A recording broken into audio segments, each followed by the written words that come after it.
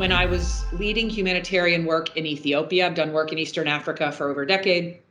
And I was in a village in Ethiopia on the Somali border. I had brought friends with me who were new to the region. We were meeting with a group of village leaders, and part of our work was to enable their success. It's one of these approaches where it's a hand up, not a hand out. You do the work, we match. If you don't do the work, no money, no support, etc. And so we were sitting in a circle, and there's a leader of every core village function, like education and water and hygiene and agriculture, etc.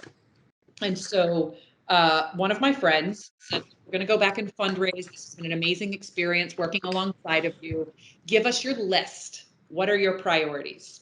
And so everything had to be translated into 3 languages to get to Amharic. It's one of the oldest spoken languages in the world. So there aren't many people who can translate Amharic to English. So you've got to go. So, getting the question out takes a little bit. Getting the answer back takes a little bit. And so he answered in Amharic, water, and it got translated into some language, and then it got translated into English. And so my friend, we all write down water. And then my friend says, great.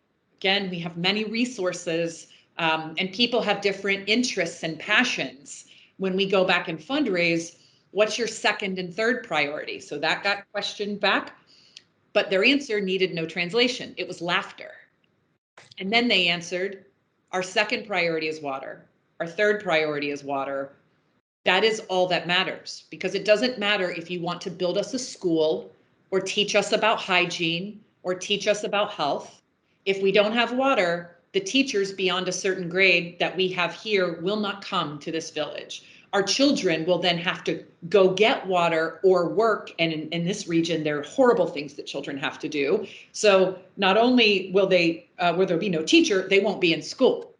And so you can do all the things you want, but really to make a difference, we have to have access to water, have the ability to clean it, and we have to get it to where the crops are going to grow. And so there's water transport, water cleaning, and then pure just water access, pumps and things like that. And I had this out of body experience where I thought the priorities, they are so clear on their priorities, because the penalty, if it is wrong, is unimaginable, right? It's death, it's children having to do things and that we would never want or imagine. And so I thought, why? Wow, they're so clear, because the alternative is unthinkable. We do not have those penalties.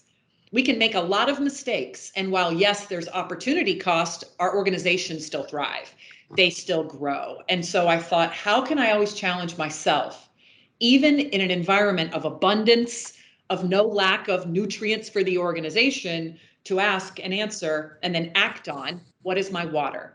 What is the one thing that we need to get right most first, so that the next thing we do, building the school, will actually be able to have impact.